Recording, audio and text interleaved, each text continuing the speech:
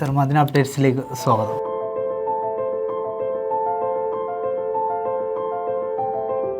ശരിക്കും ഈ 40 കൊല്ലം ഞാൻ അറിഞ്ഞിട്ടില്ലെന്നുള്ളതാണ് സത്യം. ടെലിവിഷനിൽ ഉണരുന്നു, ടെലിവിഷനിൽ ഉറങ്ങുന്നു. 24 സർ എത്തിയതിനു ശേഷമാണ് ഒന്നും കൂടിയും ഈ ഒരു വാർത്താവതാരണം കൂടുതൽ ജനകീയമായത്. നമ്മുടെ നാട്ടിൽ പലർക്കും അറിയാത്തൊരു രഹസ്യം അത്.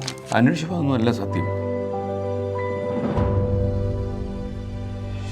കാര്യം ദൃശ്യമാധ്യമത്തിലൊക്കെ ഇങ്ങനെയുള്ള ആളുകൾ വരില്ലെന്നൊക്കെ ഉള്ള തെറ്റിദ്ധാരണ നമ്മുടെ നാട്ടിലുണ്ടല്ലോ. അപ്പോൾ ശാസ്ത്ര അവബോധമുള്ള ആൾക്കാരുണ്ട്, ഒരു സയൻറ്റിഫിക് ടെമ്പറുള്ള ആൾക്കാരുടെ പിന്നിലുണ്ടെന്ന് അറിയുന്നതും ഞങ്ങൾക്കൊരു പുതിയ അറിവാണ്. അതായത് നമുക്കിഷ്ടമില്ലാത്ത ജോലി ചെയ്യാൻ പോലും ഈ മീഡിയയിൽ ഇറങ്ങിക്കഴിഞ്ഞാൽ പിന്നെ പ്രൈവറ്റ് ലൈഫ് ഒന്നും ഉണ്ടാകത്തില്ല. കണ്ണുപോലും വെട്ടാൻ പാടില്ല, വെട്ടിയ പണി പോയി.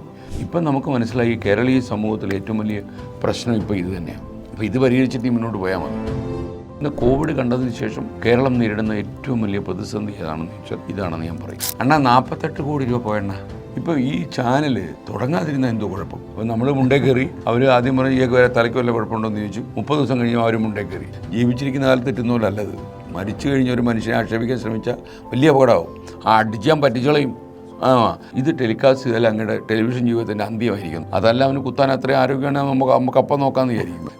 ഒരു അവബോധമായിരുന്നു ഈ സ്ഥാപനം. പക്ഷേ ഇവിടെ വന്നപ്പോഴാണ് നമുക്ക് മനസ്സിലായി ഇത്രയും അധികം കുട്ടികൾ ബോട്ട് മൈതാനത്തിലൊക്കെ സ്വാതന്ത്ര്യദിന പ്രസംഗമൊക്കെ നടന്ന സമയത്ത് ആൾക്കാരിരിക്കുന്ന പോലെ കുട്ടികളിരിക്കുന്ന ഒരു സ്ഥാപനം ഇവിടെ ഇങ്ങനെ നടക്കുന്നു.